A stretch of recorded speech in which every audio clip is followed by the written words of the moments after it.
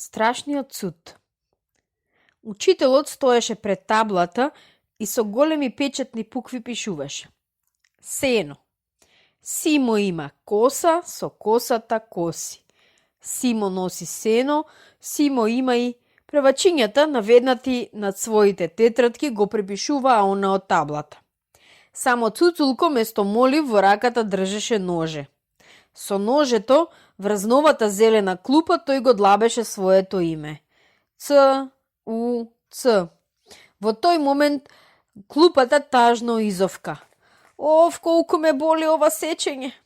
Но тоа никој не го чу. Беше изговорено толку тихо и толку тажно, што не допре до ничие уво.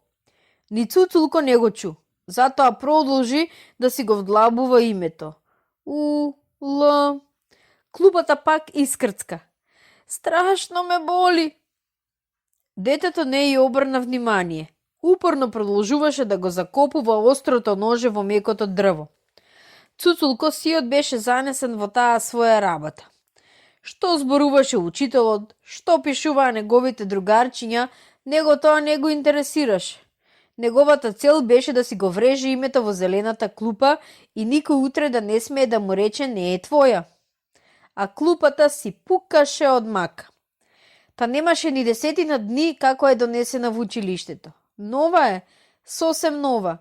И сите нејзини другарки се нови, но тие се здрави, мазни, чисти. Само врз нејзиното лице се белее рана. И од болка почна да солзи. Кога звончето го објави крајот на часовите, децата си отидоа. Училницата остана празна, тиха. Само Цуцулко заборави да си отиде. Ја досечуваше последната буква од своето име О. Но тогаш се случи нешто чудно, невообичаено, дури страшно. Доста! Гласно писна клупата. Цуцулко ги околкори очите. Зар е возможно тоа? Сите клупи од училницата се насобраа околу него. Се исправија со своите нозе, ги разинаа големите дрвени усни, ги намуртија вегите како некои грозни чудовишта од страшните приказни и почнаа да го стрелаат со лоши погледи. Цуцулко затрепери од страв. Пожолте како восок, се згрчи, се смали како пиперово зрнце.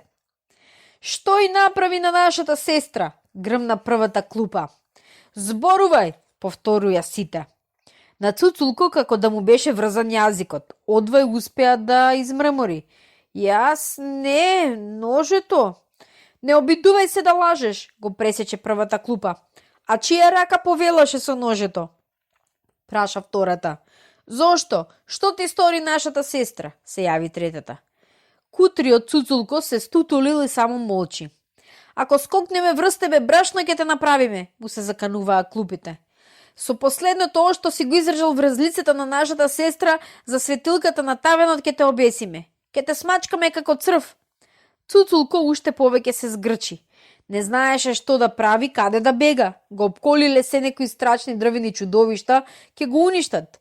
Единствено што сакаше во тој момент беше тоа, да биде што помаличок, невидлив како прашинка и да се спаси од страшниот суд на клупите. Тогаш со едно толку погледна кон прозорецот и кога виде дека е отворен, собра храброст и скокна. Сите го видеа како бега, бега и бега, а никој не го гонеше.